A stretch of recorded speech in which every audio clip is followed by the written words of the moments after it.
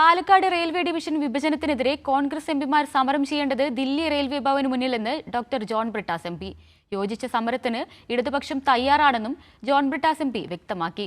മൻമോഹൻ സിംഗ് സർക്കാർ ഭരിക്കുന്ന സമയത്ത് പാലക്കാട് ഡിവിഷൻ വിഭജിച്ച് സേലം ഡിവിഷൻ രൂപീകരിച്ചപ്പോൾ കേന്ദ്ര സർക്കാരിനെതിരെ പ്രതിഷേധിക്കാൻ അന്നത്തെ കോൺഗ്രസ് സർക്കാർ തയ്യാറായിട്ടില്ലെന്നും ജോൺ ബ്രിട്ടാസ് എം പി പ്രതികരിച്ചു.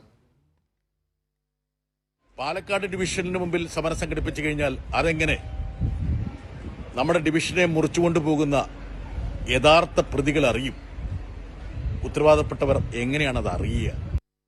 വിശദാംശങ്ങളുമായി ഫെമിന കൂടി ചേരുകയാണ്. ഫെമിന, എന്തൊക്കെയാണ് മറ്റു വിശദാംശങ്ങൾ?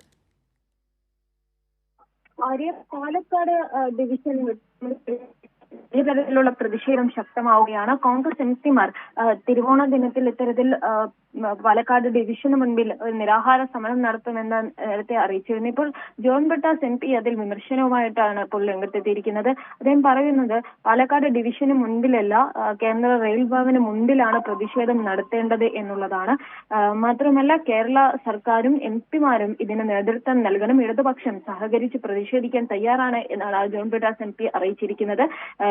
കേരള സർക്കാർ നേതൃത്വം ഏറ്റെടുത്തുകൊണ്ട് ഇത്തരത്തിൽ UDF എംപിമാരോട് ചേർന്ന് പ്രതിഷേധിക്കാൻ ഇടതുപക്ഷം തയ്യാറാണ്. പക്ഷേ റെയിൽവേ ഭവന് മുൻപിൽ ചേർന്ന് പ്രതിഷേധിച്ചെങ്കിൽ മാത്രമേ ഇതിൽ ഒരു ഫലമുണ്ടാവുകയുള്ളൂ. പ്രത്യേകിച്ച് ഈ പാലക്കാട് ഡിവിഷൻ മുറിക്കുന്നതോടെ മംഗലാപുരം ഡിവിഷൻ മൈസൂർ ഡിവിഷനിലേക്ക് പോകുന്നതോടെ കേരളത്തിന്റെ പാലക്കാട് ഡിവിഷന്റെ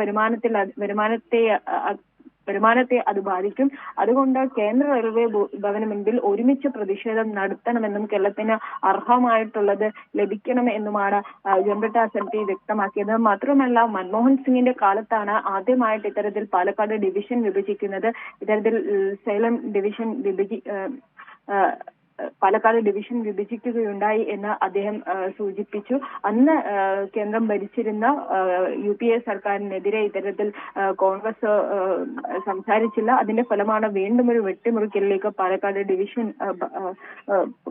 ഡിവിഷൻ വീണ്ടും വെട്ടിമുറിക്കുന്നത് എന്നതാണ് ജോൺ ബ്രിട്ടാസ് എം പി സൂചിപ്പിച്ചത്. മാത്രമല്ല, നേരത്തെ അതിവേഗ റെയിൽവേ പദ്ധതിയും അതുപോലെ തന്നെ കോച്ച് ഫാക്ടറിയുടെയൊക്കെ ആവശ്യം കേന്ദ്രം നിരാകരിച്ചിരുന്നു. ഇതിലും വേണ്ടത്ര ഇടപെടലുകൾ കേരള സർക്കാരിന്റെ ഭാഗത്ത് നിന്നുണ്ടായില്ല എന്നൊരു വിമർശനവും അദ്ദേഹം സൂചിപ്പിക്കുന്നുണ്ട്. എന്തായാലും ഇപ്പോൾ പാലക്കാട് ഡിവിഷൻ വെട്ടിമുറിക്കലിനെതിരെ വിഭജിക്കുന്നതിനെതിരെ ശക്തമായ പ്രതിഷേധം ഉയരണമെന്നും ആ പ്രതിഷേധം കേന്ദ്ര റെയിൽവേ ഭവന് മുൻപിൽ നടത്തണമെന്നുമാണ് ജോൺ ബ്രിട്ടാസ് എം പി ആവശ്യപ്പെടുന്നത്. ഇടതുപക്ഷത്തിന്റെ പൂർണ്ണ സഹകരണം ഉണ്ടാകും. പക്ഷേ ഒരു വിഷയത്തിൽ കൂടുതൽ കാര്യക്ഷമമായിട്ടുള്ള ഒരു ഇടപെടൽ കേരള സർക്കാരിന്റെ നേതൃത്വത്തിൽ ഉണ്ടാകണമെന്ന് ആണ് അദ്ദേഹം ആവശ്യപ്പെട്ടിരിക്കുന്നത്. ദില്ലിയിൽ നിന്നും ഫെമിനയാണ് വിശദാംശങ്ങൾ നൽകിയത്.